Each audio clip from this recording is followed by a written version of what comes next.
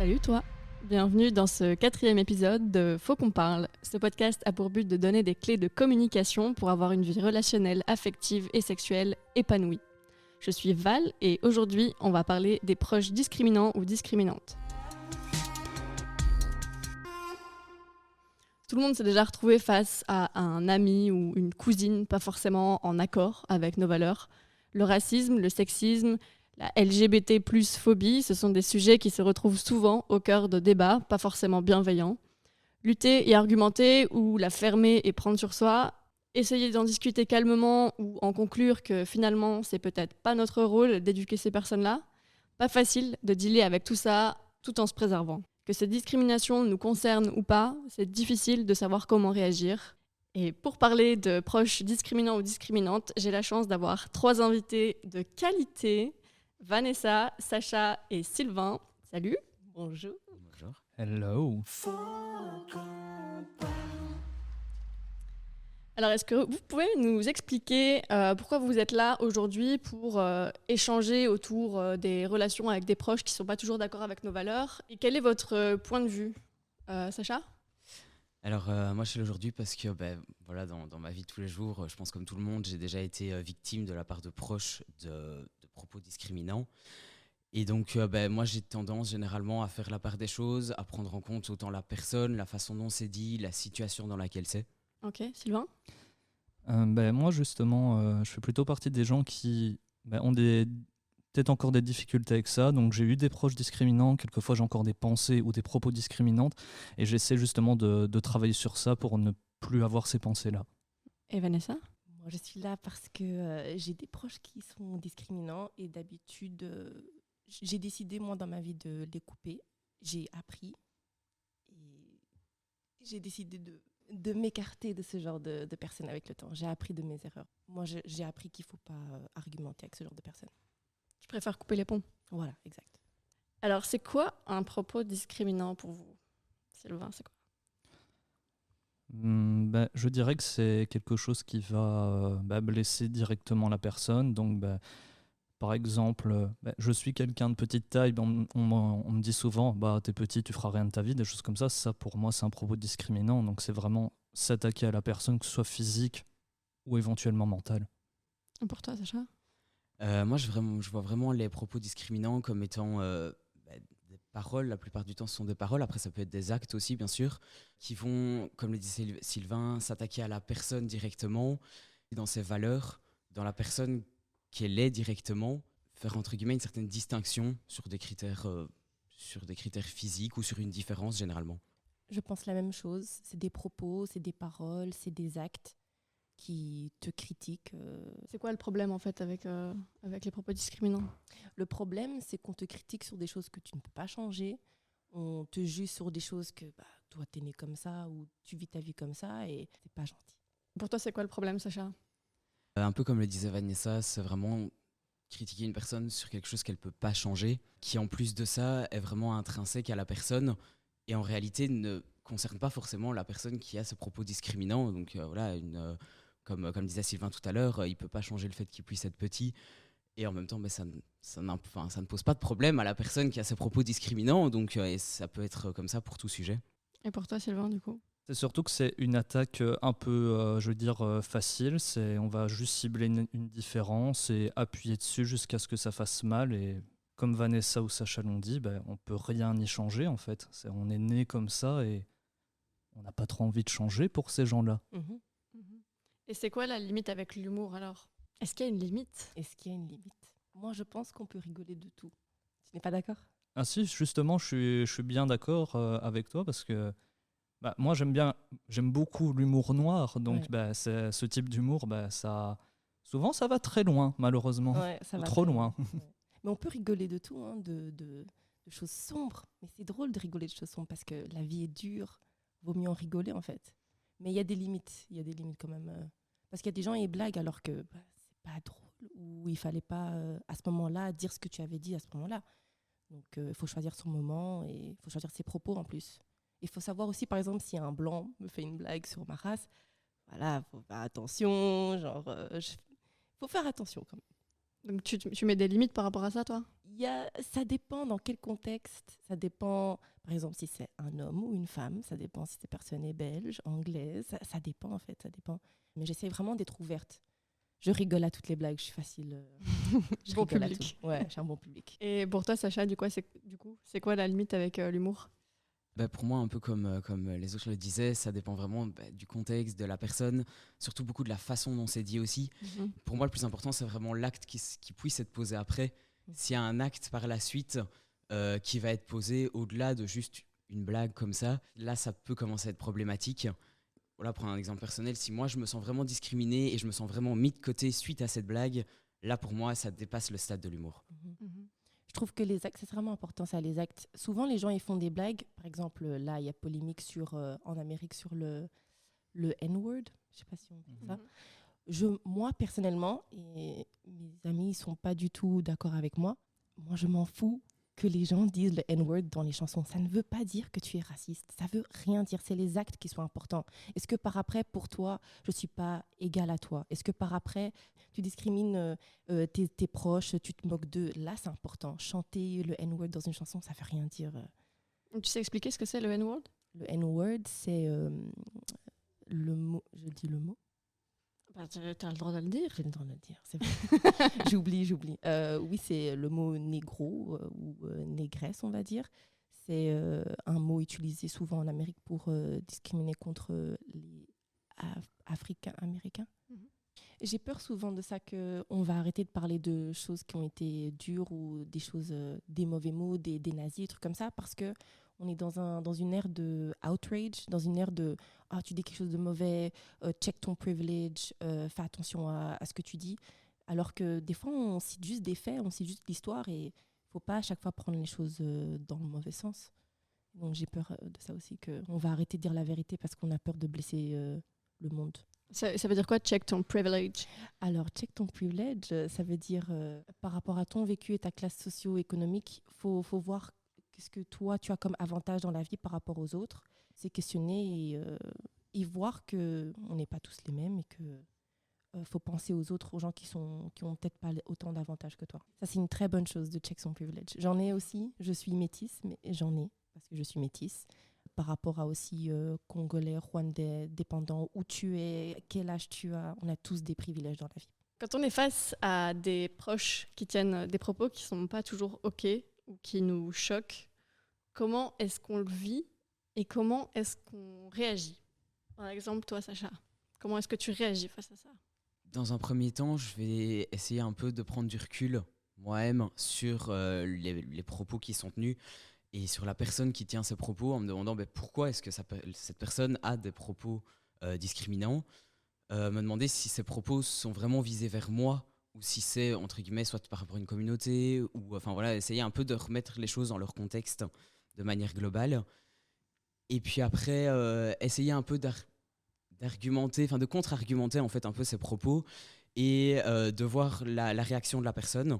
Soit je me rends compte que la personne est totalement fermée et donc à force, ça sert à rien, c'est tout. Il y a des fois, il y a des gens qui sont tellement fermés et donc soit voilà, je dis quand même ce que j'ai à dire en me disant cette personne ne va peut-être pas le comprendre tout de suite, mais ça fera peut-être écho chez elle et cette personne le comprendra peut-être plus tard. Ou tout simplement, je vois que la personne est ouverte à la conversation et là, je pose un peu mes bases en disant ok, on en discute, il n'y a pas de souci, mais dans le respect, dans la bienveillance, tout ça, et on en discute, et en partant toujours sur le principe que mon but n'est pas de faire changer la vie de l'autre, mais juste de donner mon point de vue, que j'accepte le point de vue de l'autre, et que peut-être que ça va faire changer mon point de vue aussi, pas à 100%, hein, il y a vraiment, c'est tout un panel d'avis et de propos, et donc j'essaie vraiment de prendre du recul, de me poser, et puis de voir un peu, d'aviser en fonction de la situation et de la personne. Donc tu es plus dans une démarche pédagogique et pas vraiment frontale en mode je vais attaquer, je vais contre-argumenter. C'est plus mesuré, quoi. Oui, c'est ça. Je serais plus vraiment dans une approche de compréhension. Après, j'ai peut-être plus de mal parfois avec des gens qui eux, n'ont pas cette approche de compréhension et sont vraiment très braqués. Mais bon, petit à petit, à force, j'ai pris l'habitude de prendre du recul et parfois de me dire de me préserver moi aussi et de me dire ok, là, ici, tu n'es pas capable de comprendre pour le moment, ou tu ne veux pas comprendre, ou peu importe. Soit je te dis ce que j'ai à te dire, ou alors, ok, ça, on en reparlera plus tard. Je te laisse dans le déni, ou peut-être que c'est moi qui suis dans le déni, hein, j'en sais rien. Il y a des fois, j'ai tort aussi, hein, j'ai pas la science infuse, loin de là. Et donc, j'essaye souvent de prendre du recul. Parce que c'est vrai, des fois, c'est pas à toi d'éduquer les gens, hein. Des fois, tu arrives dans des moments, ils passent par des phases. Parce que je pense à la même chose que Sacha. Je trouve que moi, des fois, les gens ils disent des propos racistes ou des propos discriminants et ils font pas exprès, en fait. C'est dans leur tête, ils ont vécu comme ça. Ça dépend leur âge, ça dépend de qui ils sont et où ils sont dans la vie. Et c'est vrai que, comme toi, je choisis des fois mes batailles. Je choisis, c'est OK, est-ce qu'aujourd'hui, je vais commencer à lui dire, ouais, ça c'est pas très bien, ou est-ce que je me tais? Mais quand c'est des proches, j'avoue que des fois, ça peut bien taper à la maison, hein, des fois, quand on commence à me parler, là. Donc, mais c'est bien que tu fasses ça, hein, vraiment. Moi, je fais la même chose. J'essaie de faire la même chose. Aussi de me questionner moi-même sur mes avis et mon vécu. Et malgré tout, parfois, tu dis que tu t'arrives à couper les ponts avec certaines personnes. Oui, il y a des membres de ma famille, je leur parle même plus. J'ai décidé que ça sert à rien. J'ai l'impression, en fait, une amie à moi m'a expliqué que parler, c'est un privilège, en fait. Je donne mon temps alors qu'ils ne méritent pas, en fait, mon temps. Et je me suis dit, en fait, ça sert à rien. Je vais les laisser dans leurs idées. Je vais essayer d'apprendre de ce qu'eux, ils ressentent. Comme ça, je m'adapte à eux. Et puis, je les évite, en fait. Et toi, Sylvain, t'en penses quoi? Mais moi, justement, j'avais en tête, je me rappelle, étant plus jeune, un de mes proches qui a des collègues, on va dire de toute origine pour rester large. Et elle disait, ah bah justement, je m'entends bien avec mes collègues, etc. Par contre, dès que ça franchissait la limite de l'énervement, bah, c'était vite une remarque raciste, une insulte raciste. Indirectement, bah, cette personne, elle m'a transmis un peu il y a une personne de couleur qui m'énerve, bah, je vais penser ça indirectement. Et donc, c'est pas quelque chose de contrôlé. Et donc, souvent, ça m'arrive de me dire... ah mais pourquoi tu penses ça? Là, c'est pas normal. C'est de par ton éducation et ton entourage, en fait, au final. Oui, voilà, c'est exactement ça. Ben, j'ai eu pas mal d'amis qui étaient homophobes ou éventuellement racistes. Donc, non, tu peux pas être gay, tu dois sortir avec une fille. Oh, il y a encore une noire dans ma classe. Des remarques comme ça fusait dans tous les sens. Et comment tu réagis face à ça, toi? À vrai dire, moi, je m'en fichais un peu de ces remarques-là, même si, bon, tes amis, c'est un peu ta seconde partie de ton éducation. Les remarques, elles venaient, et après, je me disais, bah non, en fait, c'est une personne comme une autre, donc finalement, je m'en fichais un peu. Donc toi, maintenant, tu es dans une position où tu te remets en question par rapport à ça. Voilà, exactement. J'ai une question, en fait, pour Sylvain. Moi, dans ma vie, mes amis sur Internet sont principalement blancs et des hommes. Et aussi quelques hommes arabes. J'entends souvent des propos racistes, des trucs comme ça, donc j'ai l'habitude. Et moi, face à ça, j'ai décidé de ne rien dire parce que ça se voit que c'est impossible de leur faire changer d'idée. De toute façon, moi, ma petite Vanessa, je ne peux pas changer ça. Est-ce que tu te remets en question des fois quand tu as des amis qui sont racistes? Parce que moi, c'est sur Internet, je n'ai pas vraiment le choix. Mais tes amis en vrai, est-ce que tu te sens bien avec eux? Il n'y a pas des fois où tu te dis, ah, ils ne me représentent pas vraiment. Ah bah, pour te dire, à l'heure actuelle, bah, ces amis-là, je ne les côtoie plus du tout. Donc, on va dire que c'est quelque chose de passé. Bah, le proche que j'ai décrit au début de la situation, bah, elle, je la côtoie encore et je vais la côtoyer toute ma vie. Bah, pour dire c'est ma maman, donc voilà. Ok. Donc bah, tout ça pour dire, dès qu'elle fait une remarque raciste, bah, là clairement je lui dis non, il faut pas dire des choses comme ça. Tes proches, ils savent pourquoi est-ce que tu n'es plus proche d'eux? Est-ce que tu leur as expliqué, oui, voilà, on n'est pas vraiment les mêmes? Ou tu leur as pas donné ce privilège? De un, on s'est perdu de vue, et il y a eu d'autres événements qui m'ont dit ah non, je ferais bien de m'écarter de ces gens-là. Ok, d'accord. Ok. Sans vraiment expliquer pourquoi. Oh, je peux expliquer pourquoi si. Non, mais à eux. Ouais, Ah. tu leur as pas expliqué. Bah disons que c'est eux qui ont coupé les ponts avec moi, donc c'est plus radical.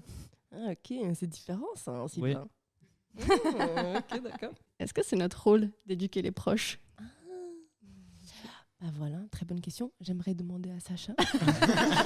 Est-ce que c'est notre rôle d'éduquer nos proches? Tu en penses quoi? Je dirais que ça a nuancé. Dans le sens où, moi personnellement, comme tu disais tout à l'heure, à ma petite échelle, je ne ferai pas changer le monde, je ne ferai pas changer une personne.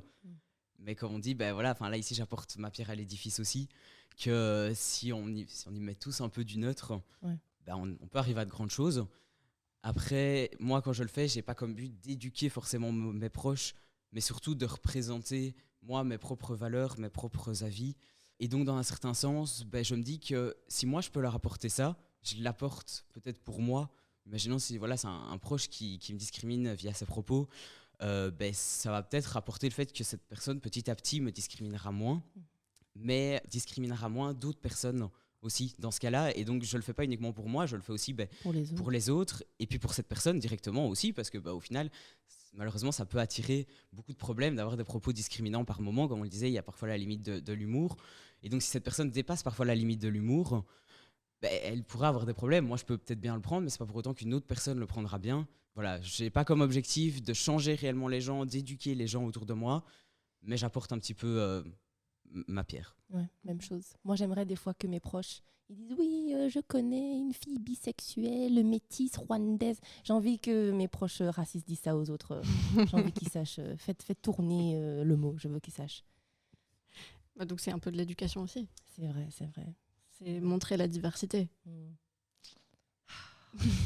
Tu m'as eu.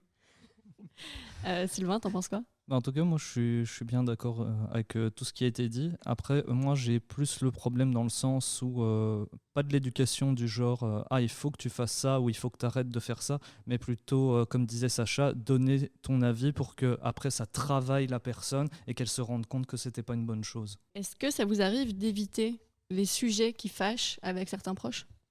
Bien sûr, j'ai des proches qui sont plus âgés. Ça sert absolument à rien de leur parler, ça sert à rien.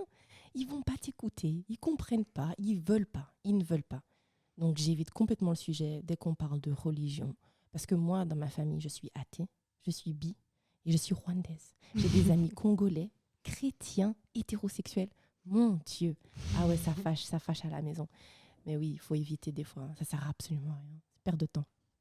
Perte de temps et d'énergie. Et d'énergie. Et pour toi, Sacha, ça arrive d'éviter certaines conversations ou certains sujets avec des personnes que tu sais avec qui ça passe pas ? Oui, il y a certaines personnes, bien sûr, avec qui, honnêtement, perte de temps, perte d'énergie, c'est bon, je préfère me préserver aussi par moment. Après, il y a des moments où c'est très drôle, justement. Enfin, ma grand-mère elle a beaucoup de propos discriminants à tout sujet. Et il y a des fois, j'aime bien rentrer dans le tas. Quand j'ai l'énergie, quand je suis motivé, je m'ennuie un peu un dimanche après-midi. Je me dis, je vais lui téléphoner. Je sais bien qu'on va rester 1 heure au téléphone à débattre sur tout sujet. Et on sera dans des avis totalement opposés. Mais c'est drôle, en fait. Il y a des fois, franchement, c'est drôle. Et puis, je me dis, ça m'a un petit peu animé. Si ça peut changer quelque chose, si elle peut se rendre compte de certaines choses, pourquoi pas. Et peut-être qu'elle se rendra jamais compte. Il y a des fois, je vais dans le tas, et puis il y a des fois, je préfère me dire, ok, c'est bon, je prends du recul. Et puis ça dépend du moment aussi. Il y a des moments, je suis fatigué, j'ai pas envie, je sais bien que je suis plus à fleur de peau, et donc ça sert à rien de rentrer là-dedans, parce qu'au final, je vais plus me faire du mal à moi qu'autre chose. Et donc ça sert strictement à rien. Des fois aussi, j'aime bien entendre l'avis opposé, comme ça, je peux enregistrer ces arguments. Et puis par après, je dis rien pour l'instant. Et puis par après, j'écris, je me dis, ok, ça, je dirais ça la prochaine fois. Des fois, j'évite juste pour pouvoir avoir une petite liste, tu vois, de petits ok, les billes, ils font ça, ils font ci. Donc c'est vrai, des fois, j'évite juste pour enregistrer, tu vois. Est-ce que parfois, ça t'arrive d'éviter les sujets avec certaines personnes ?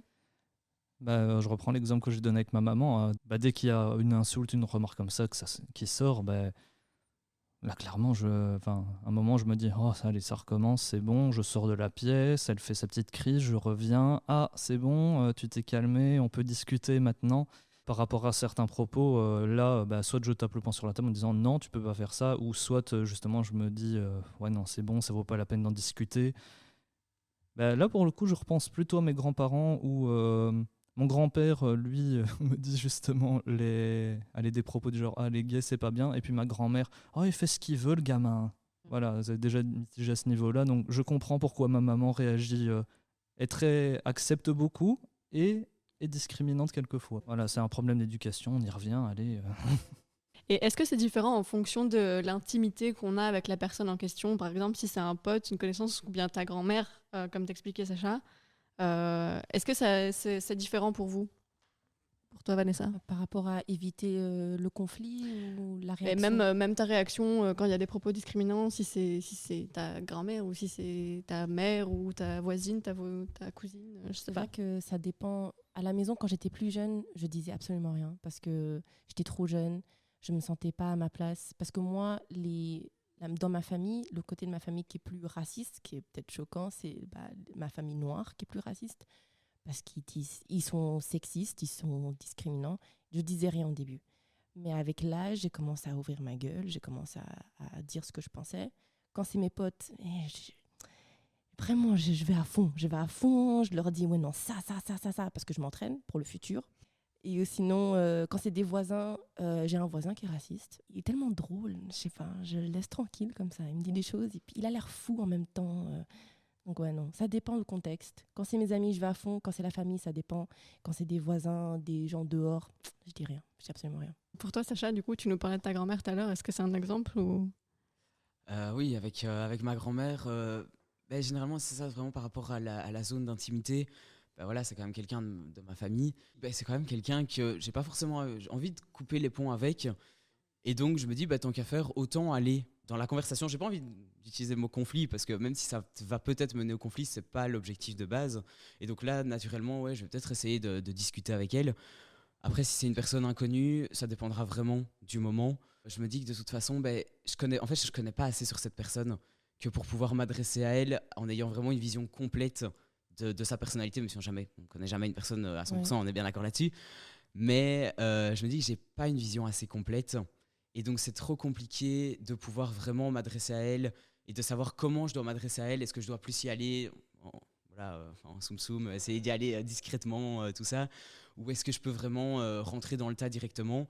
Tandis qu'avec des proches que je connais vraiment bien, je sais bien comment je dois agir, je sais bien comment ils vont réagir à mes propos et comment ça va les faire réfléchir au mieux.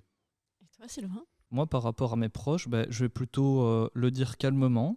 Et puis, si le ton doit monter, ça va monter, tant pis. C'est un moment, il faut bien que ça le rentre dans le crâne que être discriminant, c'est pas normal en fait. Mais est-ce que ça dépend de la personne et de la relation que tu as avec cette personne, ou est-ce que tu réagis pareil avec tout le monde? Voilà, donc là j'ai donné l'exemple par rapport à mes proches, mais malheureusement, si c'est un inconnu, là je vais plutôt être passif et me dire, vraiment me dire, oh c'est encore un con, c'est bon, et m'en aller. Comme Vanessa, quoi. J'allais dire la même chose. Mais j'allais dire, justement, par exemple, moi, quand je suis dehors, j'essaie de pas trop ouvrir ma gueule juste pour faire attention à moi, pour faire attention à ma santé, nanana. Mais j'avais une question faite pour Sylvain et Sacha. Je ne sais pas comment vous vous identifiez. Est-ce que vous êtes des garçons, vous êtes des filles, genre? Donc moi, je m'identifie comme un garçon, hétéro, comme ça. Ok, ça va. Comme ça, c'est clair. Dis-moi. Et moi, je m'identifie comme un homme pansexuel. Ok. Alors pour vous, les garçons, je veux savoir. Souvent, je trouve que les garçons, vous évitez le conflit. Parce que moi, je suis très protectrice. En fait, dehors, je suis protectrice. Si je vois quelqu'un d'autre discriminer quelqu'un d'autre, c'est différent que si c'est moi. J'aime bien ouvrir ma gueule. Mais je trouve que les garçons, souvent, vous avez des opinions, mais vous les exprimez pas. Est-ce que c'est le cas? Est-ce que vous avez des opinions même sur quand vous voyez des choses comme ça? Parce que mes amis garçons, ils parlent pas. Hein. Quand c'est dehors, c'est pas mon problème. Je fais pas attention à ça.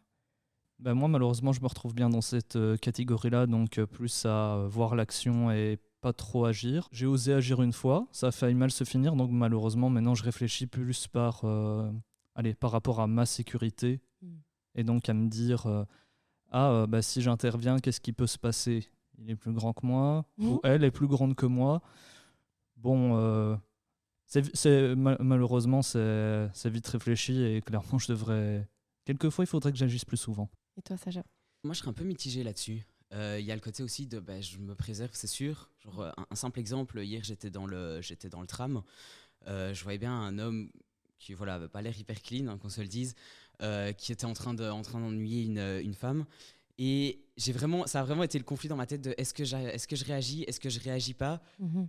Voilà, je voyais bien qu'elle était très mal à l'aise et je me suis dit, cet homme est certes beaucoup plus grand que moi. Je sais pas du tout comment il peut réagir. J'ai été opéré il y a moins d'1 semaine. Je me suis dit, s'il arrive un truc, je peux clairement mettre ma santé en danger, vraiment fort en danger. Et donc, je me suis dit, malheureusement, je ne vais pas réagir. Après, je pense que si c'était allé, parce que voilà, il est très vite sorti du tram, je me suis dit, si c'était allé plus loin, j'aurais fait en sorte d'interpeller une autre personne. Voilà, en lui disant, est-ce qu'on sait réagir? Si on réagit à plusieurs, on a peut-être un peu moins de risques aussi. Et puis, mais après, moi, sinon, dans le cadre de ma vie de tous les jours, j'ai plus tendance à réagir quand je vois quelque chose.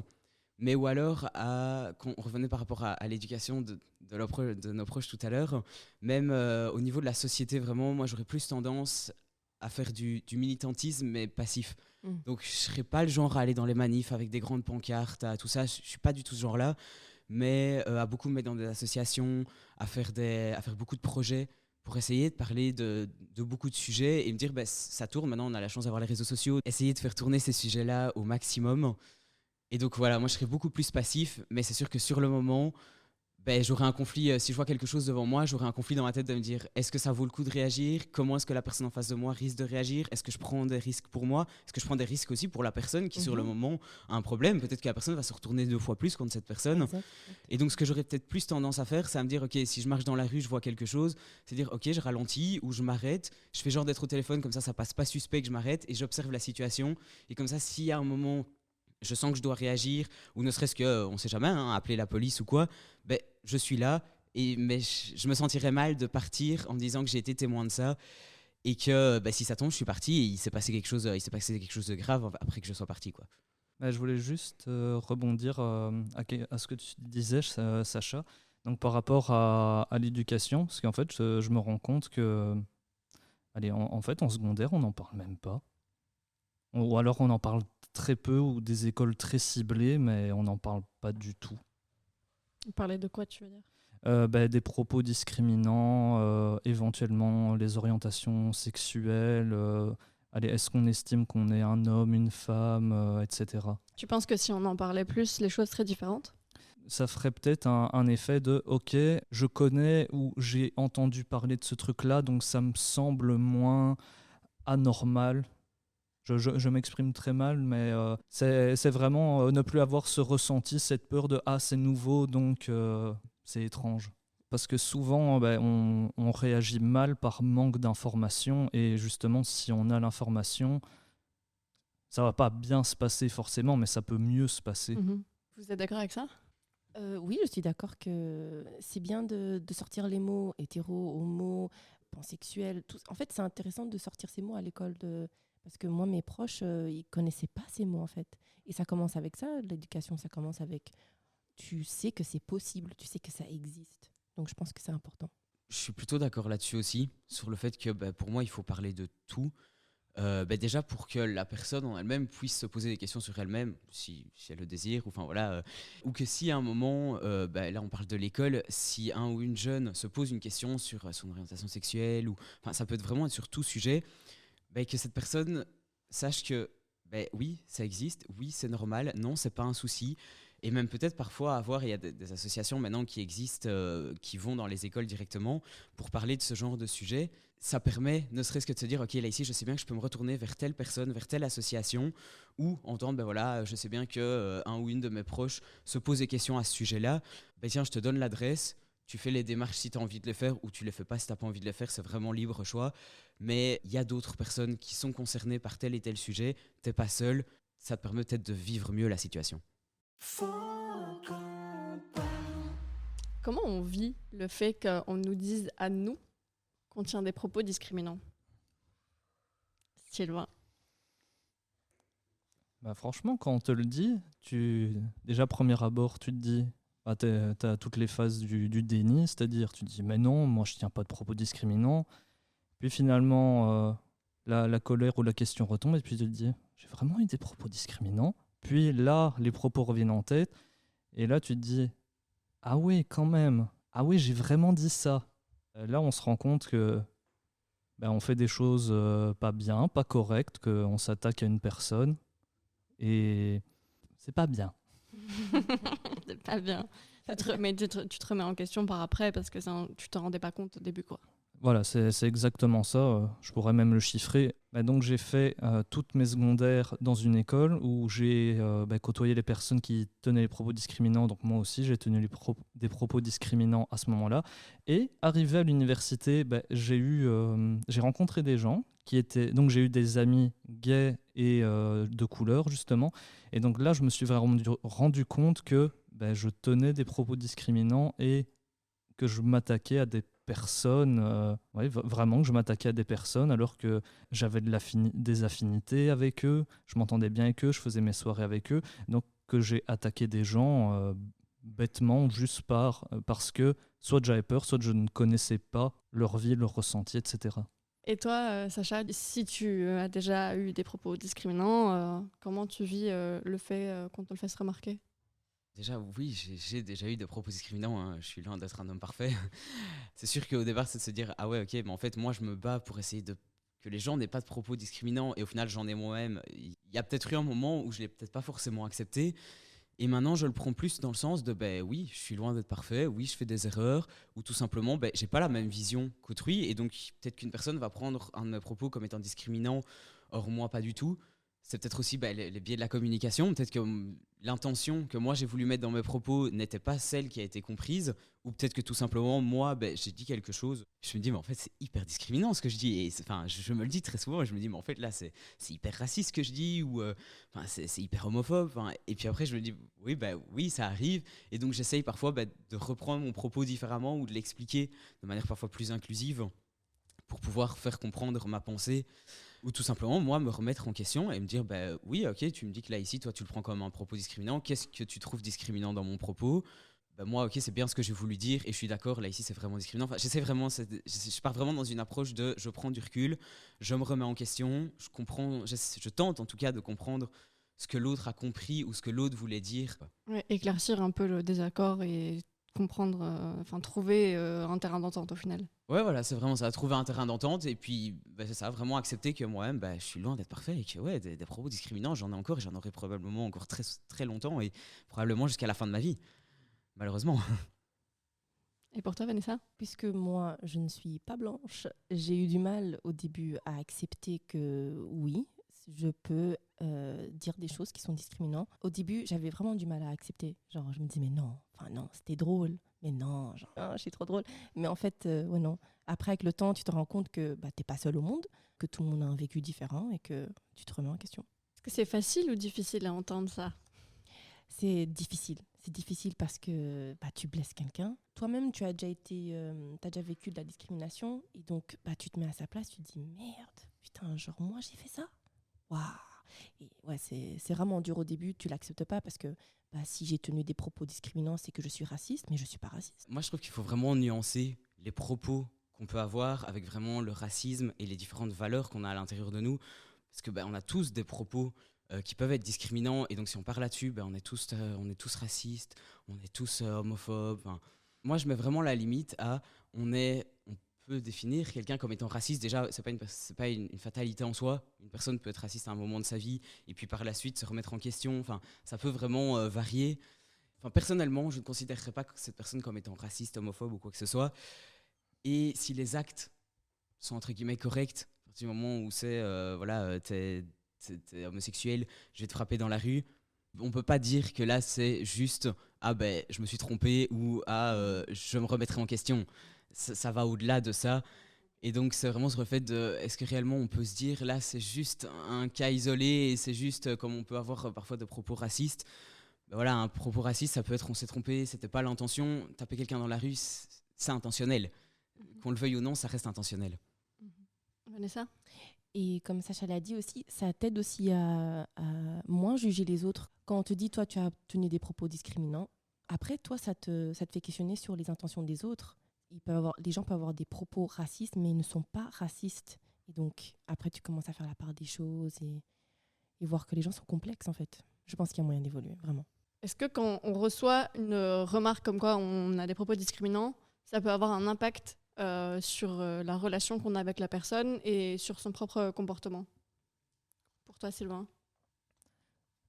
Pour moi, ça va clairement avoir un impact sur mon comportement parce que je vais me rendre compte que déjà, vis-à-vis de certains sujets, il faut que soit que je fasse plus attention, soit que j'évite de tenir ce genre de propos avec cette personne, soit que je supprime ce genre de propos tout simplement. Point de vue de l'impact sur la relation, non, ça va pas... pour moi, c'est pas quelque chose qui va impacter ma relation avec la personne parce que c'est juste allez, il y a une action qui est faite. Ah, moi, ça me plaît pas trop ce genre de choses. Ok, je vais éviter de le faire parce que je sais que ça te déplaît, parce que je tiens à toi, donc je vais faire attention à ne pas le faire. C'est plus dans ce sens-là. Et pour toi, Sacha, est-ce que ça a déjà eu un impact ou est-ce que ça a un impact sur la relation ou sur ton comportement? Pour moi, sur la relation, c'est complexe à dire parce que je ne suis pas le seul acteur de cette relation, donc tout dépend vraiment de l'autre personne aussi que j'ai en face de moi. Ce qui va beaucoup pouvoir impacter mon comportement, c'est la façon dont c'est dit. Ou en fait, sur le moment, moi, je me sens vraiment attaqué sur la façon dont c'est dit. Je vais me mettre en position défensive. Je pense que c'est une réaction peut-être naturelle de l'humain de se mettre en position défensive. Et donc là, c'est sûr que la relation sur le moment risque d'être dégradée. Après, je dis pas que c'est quelque chose qui va rester. Hein. Il y a totalement moyen de revenir en arrière. Et c'est peut-être juste, sur le moment, ok, on prend du recul et on rediscutera peut-être plus de ça plus tard, ou on ne rediscutera pas et c'est tout, on laisse ça sur le côté.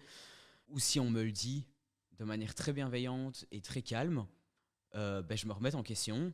Et donc, tout simplement, ok, après on continue la conversation. Soit on reste sur ce sujet-là, on en discute, on débat là-dessus, ou tout simplement, on continue la conversation et on espère que ça ne se reproduise pas. Et pour toi, Vanessa? J'ai déjà eu des amis qui m'ont dit oui, t'as dit ça, t'as dit ci. Et je fais attention et j'essaye de. Mais j'avoue que mes idées sont toujours là en fait. C'est juste que je les dis pas. Donc je sais pas si ça a vraiment réellement changé mon comportement en fait. Parce que souvent, je suis pas d'accord en fait. J'ai déjà eu des amis où on a eu des conflits, j'étais pas d'accord que ce que j'ai dit c'était discriminant et tout. Donc, mais comme Sacha, je m'adapte. Donc tu essayes d'y réfléchir ou alors d'éviter le sujet ou alors de faire plus attention à la façon dont tu vas le dire avec certaines personnes. Je change la forme, je change la forme. Du coup, ça dépend aussi de la façon dont la personne va le dire, mais est-ce qu'il faut toujours que la personne le dise de façon gentille ou bienveillante? Est-ce que c'est un truc primordial? La personne n'est pas obligée d'être gentille avec toi. Cette personne a son vécu, a ses propres réactions. Si cette personne communique d'une façon plus agressive ou l'a mal pris et qu'il n'est pas gentil avec toi, il faut quand même se questionner. J'avoue que ça dépend pas. En fait, faut pas être gentil. T'es pas obligé d'être gentil. Et du coup, est-ce que l'autre personne doit forcément être pédagogue ou pas? C'est un privilège en fait que les gens t'apprennent, que les gens ils veulent. En fait, il faut être ouvert. Moi, je sais que dans mon cas, j'essaye toujours de poser la question, de demander ok, qu'est-ce que j'ai fait, qu'est-ce que j'aurais pu faire à la place. Mais ils sont pas obligés, personne n'est obligé. T'es censé toi-même, par toi-même, aller faire des recherches, voir genre j'ai dit ça, mais pourquoi est-ce que je peux pas dire ça? Pourquoi est-ce que moi je peux dire ça? Moi je suis qui dans cette échelle de discrimination et de privilège? Je suis où? J'ai quoi comme position? T'es d'accord avec ça, Sacha? Moi, je vais partir sur une petite minute philosophie, surtout de qu'est-ce que c'est réellement être pédagogue, qu'est-ce que c'est réellement le dire avec gentillesse, parce que personnellement, moi j'ai ma propre définition de comment est-ce que moi, si je veux être pédagogue, si je veux le dire avec gentillesse, comment je vais faire, mais peut-être que la personne en face de moi n'a pas du tout cette même notion. Et donc du coup, la personne va peut-être me dire quelque chose qui va lui sembler être de manière douce, et moi je vais le prendre de manière agressive. C'est vraiment, ça dépend autant de la personne, de la vision de la personne que du moment. Il y a énormément de facteurs qui rentrent en jeu. Et donc, est-ce que réellement la personne se doit d'être pédagogue? J'ai envie de dire que non, la personne ne se doit pas d'être pédagogue. Personnellement, moi, je préférerais. C'est sûr que je pense qu'on préférerait tous que la personne le soit. Voilà, on n'est pas chez les bisounours non plus. Je suis peut-être un peu trop utopique dans ma vision des choses. Oui, ça soi-même de s'informer. Et je pense que certaines personnes auront envie de faire le pas directement, de dire ok, c'est bon, je réponds à ta question, je suis source de ton information. Et d'autres diront, écoute, il y a assez de sources d'informations maintenant, il y a Internet, il y a moyen, il y a énormément de façons de s'informer. J'ai pas l'énergie pour ça maintenant, j'ai pas envie de le faire avec toi ou tout simplement. Et c'est ok, c'est pas une obligation en soi. Mais j'ai peur de ça en fait, parce que maintenant on vit dans une ère d'information. Imagine à chaque fois que tu as envie de t'informer sur le tas avec quelqu'un, fais oui, mais il y a Internet, j'ai pas le temps pour toi. Toi, Sylvain, est-ce que tu es plutôt d'avis de t'informer toi-même ou est-ce que tu attends de la personne en face d'être pédagogue? Déjà, moi, par rapport à mon vécu, moi, j'ai eu plutôt le côté pédagogue dans le sens où j'avais les propos discriminants et mes amis de l'université, donc pour rappel qui étaient soit gays, soit de couleur, etc. On en a discuté, ils m'ont expliqué que c'était des choses pas normales, donc c'est un peu eux qui m'ont appris à que j'avais des propos discriminants. Donc moi, j'aime plutôt bien l'idée que ce soit un peu plus pédagogique, donc on l'explique aux gens, éventuellement à un certain âge, on en discutait tout à l'heure, éventuellement via le parcours scolaire si c'est possible. Comme le disait Vanessa, on est dans une ère d'information. Après, il y a toujours le problème de est-ce que je veux chercher l'information? Comment? Est-ce que je vais facilement la trouver, etc. Parce qu'il y a beaucoup d'informations sur beaucoup de sujets. Si on se rend compte qu'on a des propos discriminants et qu'on veut se rendre compte qu'on en a vraiment, oui, ça, c'est clair que si on cherche l'information, on va la trouver. Mais moi, je serais quand même plutôt d'avis d'avoir ce côté pédagogique de on te l'explique, soit de tes proches, soit via la scolarité. Est-ce que vous trouvez ça intéressant, par exemple, de proposer des ressources pour que les personnes aillent s'informer d'elles-mêmes? Genre offrir un bouquin ou écrire une lettre, ou je sais pas, enfin, trouver une sorte d'alternative à la discussion un peu frontale. Sacha? Ouais, moi j'aime bien justement ce principe de pouvoir lui dire ok, là ici moi je serai pas ta source d'information, mais je vais te donner d'autres pistes. Donc je te lâche pas là comme ça. Je pars du principe que si je donne les informations, enfin si je donne ne serait-ce que voilà, tiens là ici tu peux aller regarder telle vidéo ou ce genre de choses sur tel sujet, ben, la personne entre guillemets aura moins besoin de faire de recherche et donc sera plus tentée d'aller regarder les sources que je lui ai données. Ce serait peut-être vraiment une très très bonne démarche si une personne en face de moi le fait. Mais si elle ne le fait pas, je ne peux pas lui en vouloir. Mais moi, si j'ai envie d'informer quelqu'un sur un certain sujet, si je ne veux pas le faire de moi-même via le dialogue, j'essaierai dans la mesure du possible de pouvoir lui offrir d'autres sources d'informations. Pour toi, Sylvain, est-ce que c'est une bonne piste? Je suis tout à fait d'accord avec ce que Sacha a dit. C'est vraiment intéressant d'avoir l'idée de si on n'a pas le temps d'en parler maintenant, je te renvoie justement vers des vidéos, des articles, des livres qui peuvent justement t'aider à mieux comprendre, etc. Et toi, Vanessa? C'est une très bonne chose, mais j'avoue que j'ai pas de patience. J'ai du mal. Il faut le faire, hein, mais j'avoue, moi, je crains dans ça. Je le fais pas. Parce que moi-même, je lis des articles, je suis sur Twitter et donc je regarde plein de trucs. Et à la fin, c'est fatigant. Et souvent, les gens qui me posent la question, qui veulent, oui, mais ça, comment on fait? J'ai l'impression que c'est pas honnête. J'ai l'impression que s'ils voulaient vraiment savoir, ils sauraient. Et donc, parce que le plus on devient vieux, le plus, en fait, j'ai du mal à accepter que tu as 25 ans, genre, tu sais pas, en fait. Genre, tu sais pas. Et donc, j'avoue, j'ai souvent la flemme. Comment on fait pour se préserver si c'est trop compliqué de leur faire changer d'avis? Se préserver mentalement? Mentalement, hein, pour toi, pour ton bien-être, quoi. Moi, c'est me ressourcer avec mes amis qui ont les mêmes opinions que moi, malheureusement. C'est ce qu'il me faut. J'ai besoin d'entendre des gens qui pensent la même chose ou qui sont d'accord avec moi. J'ai besoin de ça, j'ai besoin de me ressourcer, de comprendre aussi l'autre personne. J'ai besoin de comprendre d'où eux, ils viennent pour accepter et me ressourcer. Mhm. Et toi, Sacha? Moi je dirais que pour me préserver, soit tout simplement ouais, je coupe court à la conversation. Et je prends du temps pour moi sur le côté. Et aussi, ouais, parfois, c'est un peu la situation, c'est un peu la facilité, hein, mais c'est se retourner vers quelqu'un d'autre qui est du même avis. Et c'est peut-être pas toujours bon parce que il n'y a pas que cet avis-là qui est à prendre en compte, tout avis est à prendre en compte. Après, je dirais pas qu'il est trop compliqué de faire changer d'avis une personne. Enfin, dans mon cas, parce que mon but n'est jamais d'essayer de faire changer l'avis d'une personne. Donc, j'ai pas forcément besoin de me préserver si la personne ne change pas d'avis. Mais moi, je me sens bien avec moi-même à partir du moment où je sais, ok, c'est bon, là, ici, j'ai fait passer mon propre avis. T'as un avis totalement différent du mien, qui ne me plaît peut-être pas du tout, qui va même à l'encontre de mes valeurs, et j'ai vraiment du mal avec ton avis. Ok, c'est ton avis. Moi, je peux pas t'en vouloir pour cet avis parce que voilà, tu peux pas m'en vouloir pour ce que je pense, je peux pas t'en vouloir pour ce que tu penses, c'est vraiment intrinsèque à la personne. Et donc, c'est vraiment prendre le recul, autant psychologiquement que parfois physiquement. Et même parfois aussi beaucoup en discuter avec quelqu'un d'autre qui a un avis identique au mien ou parfois différent du mien. Et me dire, ouais, voilà, ici, j'ai eu contact avec telle personne qui a tel avis, moi j'ai tel avis, toi t'en penses quoi, tu te situerais où? Est-ce que tu comprends son avis? Et donc peut-être aussi parfois, ouais, ça faire rentrer une autre personne pour pouvoir ne pas rester juste dans cette dualité. Et au final, rester enfermé parce qu'il y a un moment quand ça tourne en rond, ça tourne en rond. Et se dire, ok, là ici, on laisse un autre chemin s'ouvrir. Et puis peut-être que après, au final, il y a d'autres chemins qui vont se réunir et qui permettront d'avoir une compréhension de manière plus systémique. C'est vrai, ça aide beaucoup d'avoir quelqu'un qui a la même opinion que la personne opposée à toi, mais qui peut te l'expliquer en fait avec de la patience ou qui peut t'expliquer, oui, moi je pensais ça avant, mais c'est parce que tatati, tatata. Ça permet de prendre du recul, en fait. Oui, c'est vraiment ça.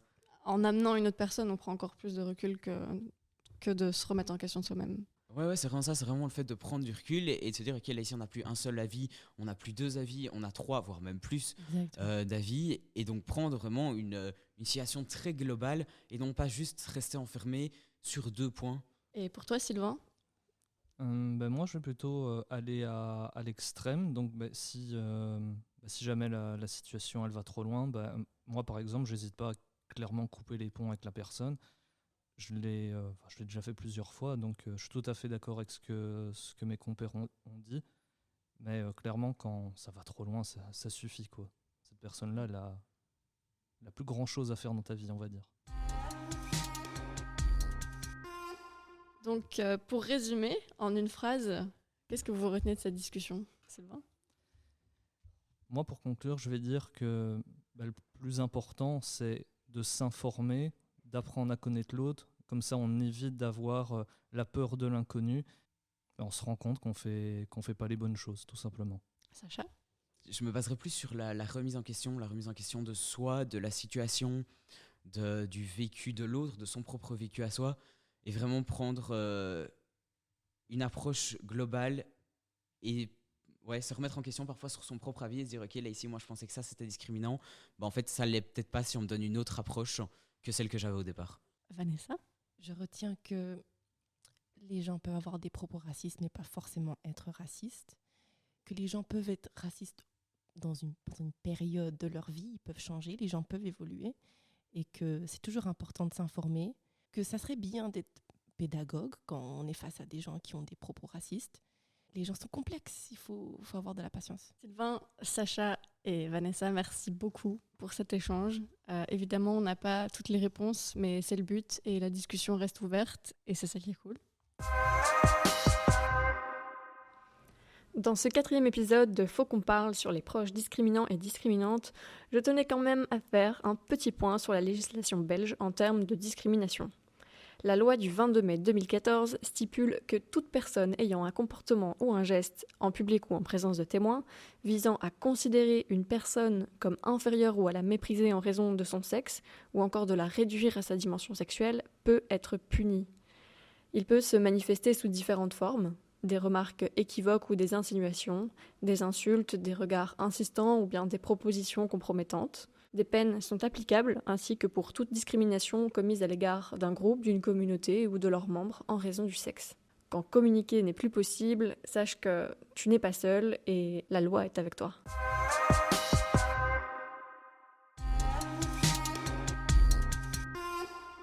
Pour aller plus loin, on a 2 recommandations du jour.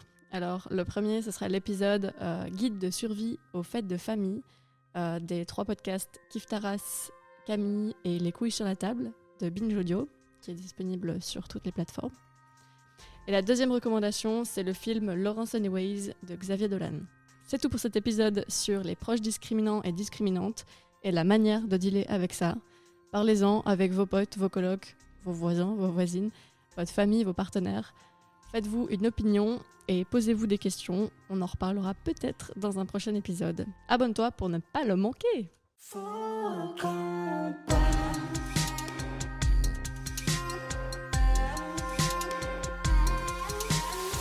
Moule frites. Abonne-toi.